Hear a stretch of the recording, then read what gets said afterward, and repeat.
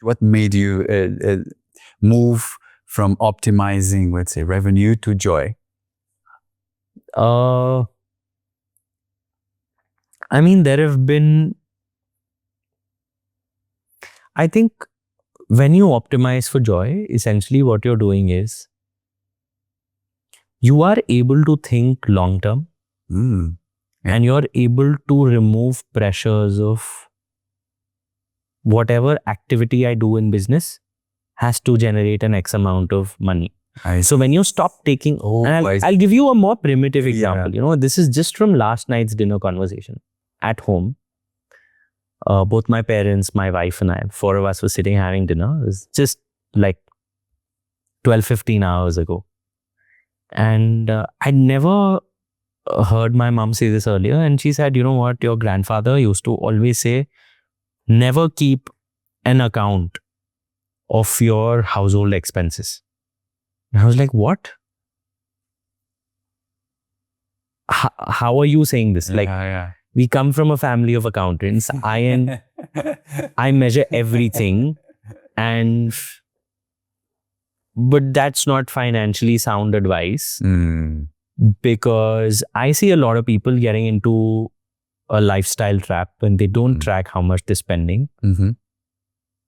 And then when I was having this conversation, or a little bit of I wouldn't say an argument, just this digging deeper into why he said that. And my father said, yeah, your grandmother said, like, so basically he was on either side and they had different upbringing. Yeah. And they said, see, the thing is, as long as while you're making the spend, you are mindful, as long as you are aware of your limits and you're mindful, the moment you start accounting for how much you've spent in the household. If say, for example, and you know, they came from families where my grandparents were, you know, like I told you, refugees. So anyway, resources were limited. They said what they would say would happen is, for example, a guest comes over and you order snacks and you do everything for their hospitality.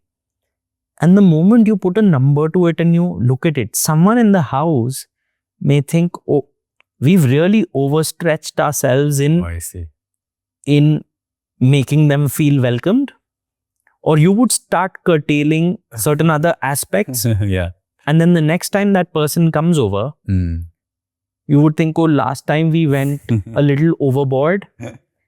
Or maybe when you go to their place and they don't treat you that way. And so, you know, I think what they meant in that context was, do not keep score where keeping score can really can reduce joy in other aspects of life. So when I say optimize for joy, it's also important for people to know that it's not always from a context of you can only do it when you are financially independent. It's about knowing what to measure and what not to measure, acknowledging what else is important in your life other than money.